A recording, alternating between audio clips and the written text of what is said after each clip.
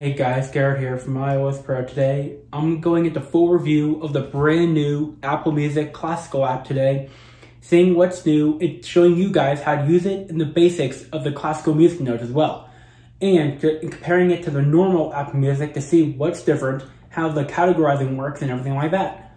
So let's get started.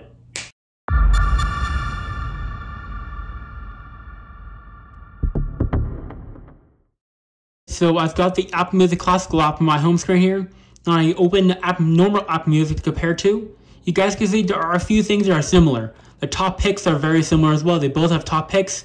They also have a recently played tab, which is very buggy right now. So if it disappears and glitches, that's normal for a brand new app. So the Apple will update it in the future to fix the bugs.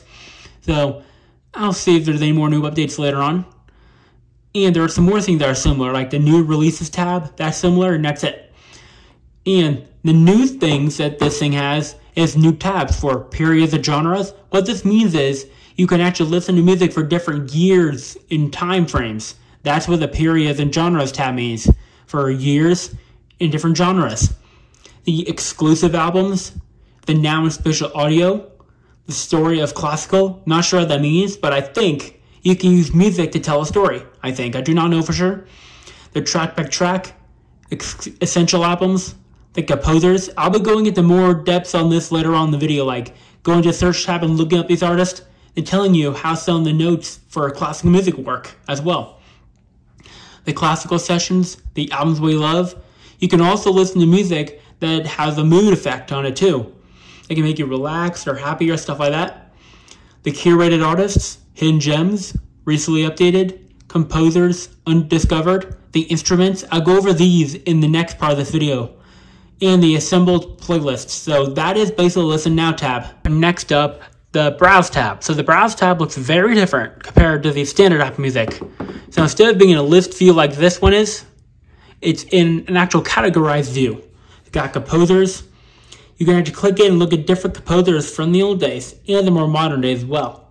Just like that, you can actually sort this by popularity, name, the year of birth, and filter by. So when I go to year of birth, see, it's filtering them by the oldest to the newest, which is impressive actually. The name, see, now they're in alphabetical order, just like that. And then the popularity. So this shows which artist is more popular than the other. That's what this list view is.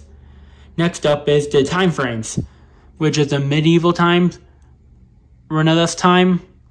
This one, the classical, the romantic times, the early 20th century, the late 20th century, and the 21st century. Got all those cool ones. The genres, which is orchestral, the chamber music, the vocal, stage, solo, instrumental, the film, and experimental classical. Those are cool. The conductors, you can search different conductor names right here as well. So same thing with this one. You can search by the popularity, name, or year of birth. Very simple. The orchestras type of music, like this is a lot here. Same thing with the sorting, same thing.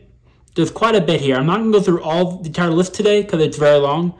The soloists, where everything is just a solo person playing a tune. See, there's a lot here. You can even sort by the same thing. Every tab is pretty much the same. There's symbolist tab, right here.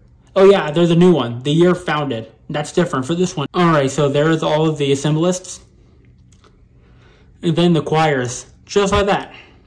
So the choirs, you can search by year founded as well. Next up, the instruments categories tab. So as you guys can see here, now I've sorted it by all the different instruments and the people singing right here too. So basically, I've seen all these instruments in person myself, except for 5. Which is this fourth one right here, the third I meant. These two right here, the lute, and the recorder. I've not seen those in person myself, but I've heard of some of those. Because I've seen all the other ones, but those 5. And so when I click into one of them, the organ one, guys see it shows me different people who use the organ to play different notes. It's pretty interesting. So later on in the video, I'll go over some of these notes, but just the basic ones, not all the complex ones. Then next we have playlists. So different composer, different playlists for all these other ones too. Next up is the library tab. So it looks similar to the standard Apple Music, except for 3 new ones, which is recordings, works, and composers. You can add different work numbers here, like when I click browse to the work section, you see I'm going here. So it doesn't actually work totally right now, but it will still work. See, it's taking me to the same spot for the browse section. Same for the recordings, it's doing the same thing. So, interesting. Okay, so next up is the search. The search is really cool actually, because you can search for different composers here, work numbers, and more. And in this tab, when I find a composer to show you guys, I'll be demoing some of those keys they use in classical music on here. Not all of them, but just the basic ones. So I'll do the Mozart for this demo. And see, here's the composer. I can add the favorites, share and favorite. When I click see all the works right here, see these are all the works, which is all the pieces of music Mozart has written.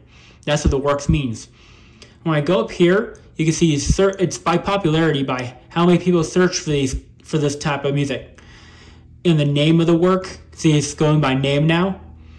The optus number, which is right here, it gives great text right here, and the key. So now, seeing that in key, now the keys are in different order, like A major and all that, the B minor, the flats and all that. So for this demo, what I'm going to be doing is showing you guys some of the sharp keys today, the sharps and the basic keys. That's all I'm going to be doing for today to save time.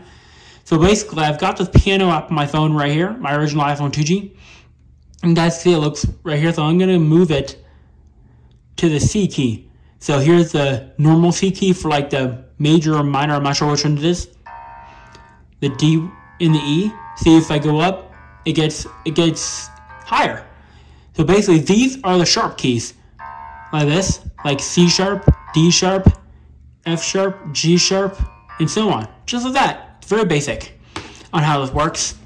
So you can actually use those keys to make different pieces of classical music. Just like that. It works for pretty much all instruments actually. It does.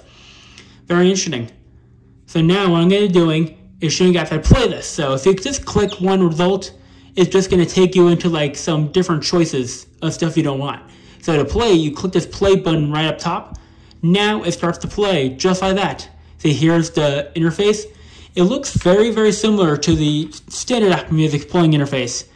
But we got this new info button at the bottom showing you information about the composer and the piece of music you're listening to, which is cool. And the work right here, name of the work you're listening to, like the piece of music, the composer, the catalog, the movement, the playing from, the conductor, the recording labels. Oh yeah, so this is basically, most of this classical music is basically a recreation of the original. Because you cannot, the originals are not around anymore. They're already a long time ago, in like the 1700s. So they had to recreate the modern version like you hear today. That's what this is. And when we go up to here, you have add to library, which I'm going to do for this demo. And then add to playlist, share to album, and show album. And when I click show album here,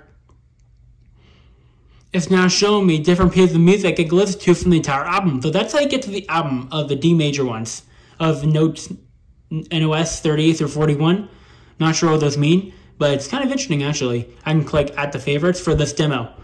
So now, when I go to work here, yeah, you see it's very buggy right now. It doesn't work properly. Oh yeah, there it is, track, see? Now it's working. I go to album here. There's the Mozart's run right here. See, same thing in the library. I can rearrange them by recently added, release date, and title. Just like that. So that is the recently added tab, or the library tab. So that's basically the search tab today. Alright, so that is the basics of Apple Music Classical today. And as you guys see, since I already added a composer, when I go into composers now, the Mozart's now shows up. So I can click into it and keep looking into more about it. The tracks work as well. And the albums. For some reason, the playlists I cannot get working. The artists I cannot get working. Same for the recordings and the works. I can't get those tabs working, but I managed to get everything else working. And there is no recently added tab at the bottom like Apple Music has. So disappointed in that, but everything else works great. Alright, so that's pretty much it for this video. If you liked this video, give it a thumbs up for this video. Peace out.